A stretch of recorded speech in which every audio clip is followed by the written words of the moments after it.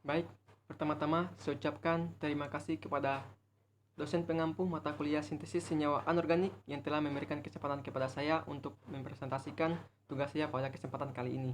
Perkenalkan, nama saya Muhammad Azman, NIM F1C1171020. Adapun judul yang saya bawakan pada kesempatan kali ini yaitu sintesis seng oksida sebagai antibakteri pada tekstil khususnya kain cotton combat. Baik, langsung saja kita masuk ke pendahuluan.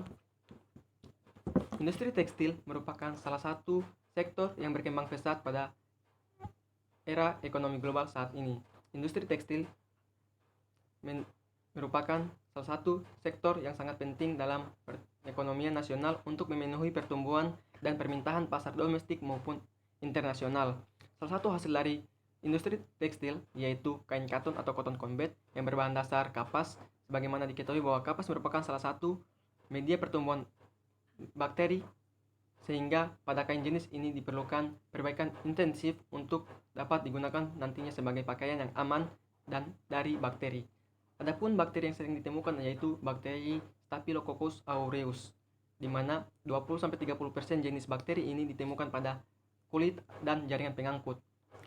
Peneliti dan ilmuwan membuat beberapa antibakteri, baik organik maupun anorganik, untuk mengatasi penyakit-penyakit yang disebabkan oleh bakteri tersebut.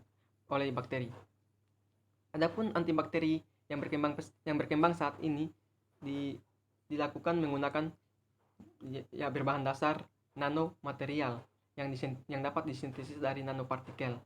Adapun material yang dapat disintesis menjadi nanopartikel adalah salah satunya seng oksida.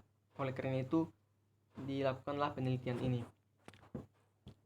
Adapun rumusan masalah pada kali ini yaitu pertama, bagaimana hasil yang didapatkan dari sintesis seng oksida.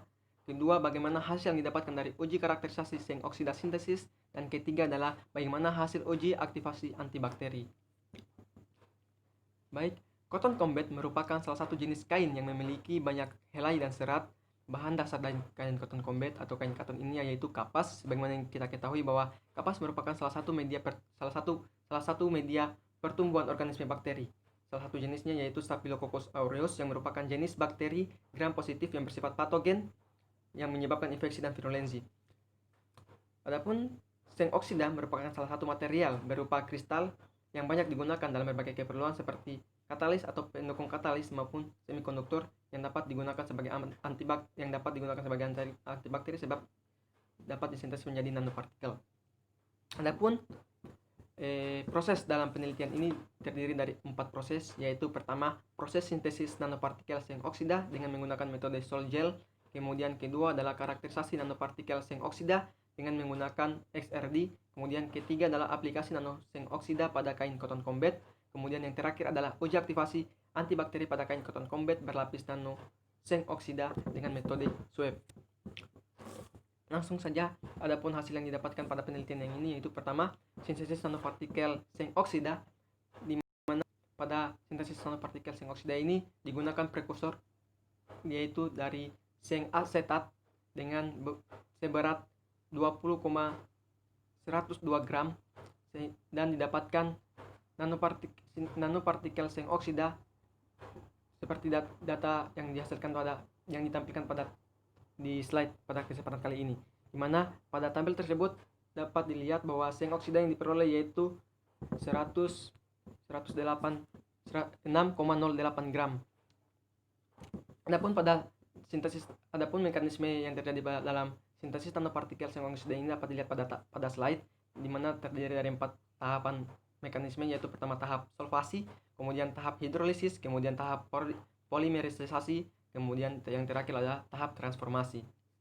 Kemudian adapun hasil dari karakterisasi nanopartikel seng oksida dapat dilihat pada slide, di mana dihasilkan suatu diflatogram sinar X seng oksida sintesis. Kemudian dengan hasil peak sintesis dari yang dihasilkan dapat dilihat pada slide dan senyawa dan kadar hasil sintesis juga dapat dilihat pada tabel yang ada di slide, di mana pada tabel 3 tersebut, di mana tabel senyawa dan kadar hasil sintesis seng oksida dihasilkan